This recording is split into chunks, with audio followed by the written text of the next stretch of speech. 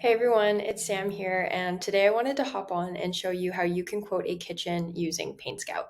So, the kitchen that we're quoting today, there's a couple of things that we should consider.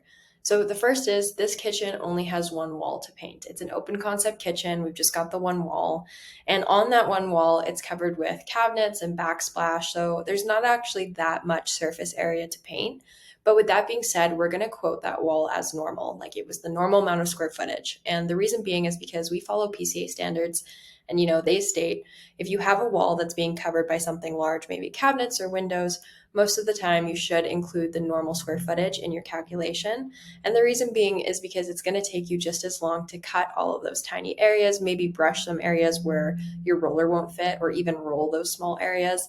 It's going to take just as long to do that as it would if the wall was completely bare and you could just roll it like normal.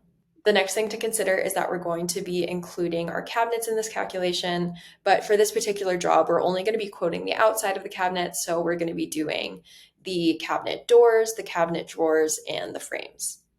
So to get started, when you open up your Paint Scout, you're going to be on your dashboard page, and we're just going to hit New and then New Estimate. Today we're going to be working on an interior, and I'm just going to be building this quote from scratch for you just so you can see how it's done. So first things first, let's add a contact. So I already have her saved. Click on her here. And now her job address is going to be the same as her home address. So I'm just going to click this Use Contact Address button and hit Confirm. And now we can start building our quote. So I want to give my clients some information on what my process looks like when I'm painting an interior as well as cabinets. So I'm going to click Add Area or Line Item. I'm going to choose Line Item, and I'm going to choose this interior preparation item that I've already created. Now, if there's anything in here that I wanted to edit for this particular job or client or whatever it may be, I can make those changes, but everything looks good. So I'm just going to go ahead and click Add Line Item. And it's going to be the same process for my cabinet preparation. I'm just going to go ahead and click Add Line Item. So perfect. Those are added to my quote. So now my customer has an understanding of, what my process is when I come in to paint their home. Now we're going to actually start with the calculation of the quote. So again, I'm going to click this Add Area button.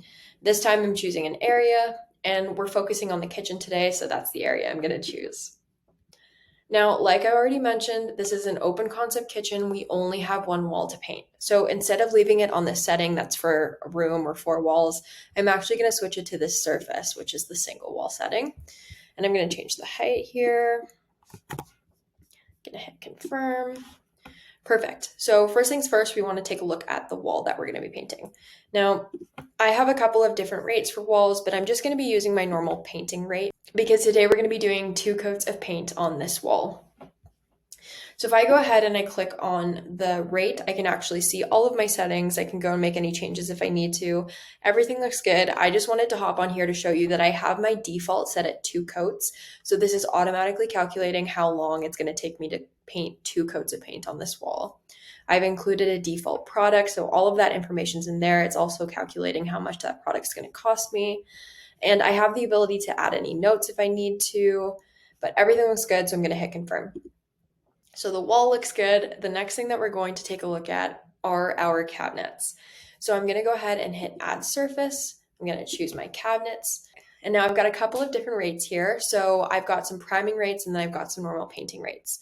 Now we're going to be priming these cabinets and then we'll do 2 coats of paint. So let's start with our priming rates. I'm going to choose cabinet doors. Now for this kitchen, we have 12 normal size doors, and then we have 4 small doors. I'm just going to count those small doors as 2 total, just because it's about half the size of a normal cabinet door. So I'm going to say we've got 14 in total. I'm going to hit confirm. Now my priming rate is added. Let's do the same thing for our painting rate, cabinets, cabinet doors. We've got 14, hit confirm. And it's pretty much just plug and play. So we're going to do the same thing for our drawers. We've got 4 of those, hit confirm. Now I'm going to add my normal rate for the drawers, 4. And last but not least, we've got our frame. So here's our priming rate. And I'm going to say that we've got 2 cabinet frames. I'm going to count the wall with all of the cabinets and, the appliances as 1 frame. And then I'm going to count the island as the second frame. So I'm going to do 2. Hit confirm. Our priming rate is in there. And now we just need our painting rate. And again, we've got 2. Oops. Awesome. So I'm just going to take a quick peek, make sure that everything looks good here, which it does. Like I mentioned, I've already included my materials as default products. So these are automatically populating for me. I don't really have to do any math. I don't have to go back in. If I needed to edit it though, I could. You can maybe add the color, but everything looks good. Hit confirm. The only other thing I want to point out here is that you might notice that my priming rates have this little X. The reason being is I've chosen to hide my priming rates on my estimates. So if we scroll down, you can see that I've chosen this option to hide from customer. It's just that I don't really need my customer to see that I'm priming it because I've already discussed it in those preparation line items that I included in the beginning. It's being included in the calculation and it's going to show up on the work order. So it's all good if I want to hide this from the customer. And I'm just going to hit confirm. So everything here looks good. The last thing I want to do is just add some pictures because it might be confusing to my painters on what areas of the walls are being painted. So I can just go ahead here and click add media. I'm just going to choose from my device this picture here. So I've marked up this picture. I really want my painters to understand that they're painting that under part of the wall there because that also is wall, it's not ceiling. So I'm just going to say paint under area. Doesn't need a caption. I don't really want this on the estimate, so I'm just gonna click the X. It's just gonna show up on the work order. I'm gonna hit confirm. And now I wanna add, I've got another picture. So again, from my device, let's choose the second picture. Paint all wall areas. Good. I'm just going to hit confirm. Oh, I don't want this on the estimate, so I'm going to click the X here. I don't need a caption. We're good to go. Hit confirm. And now my second picture is there. So I'm just going to click add area. Now it's not going to show up on the estimate, but if we just move over to the work order over here, as you can see, the media has been included down there. So my painters kind of know what the deal is. Just head back to our estimate.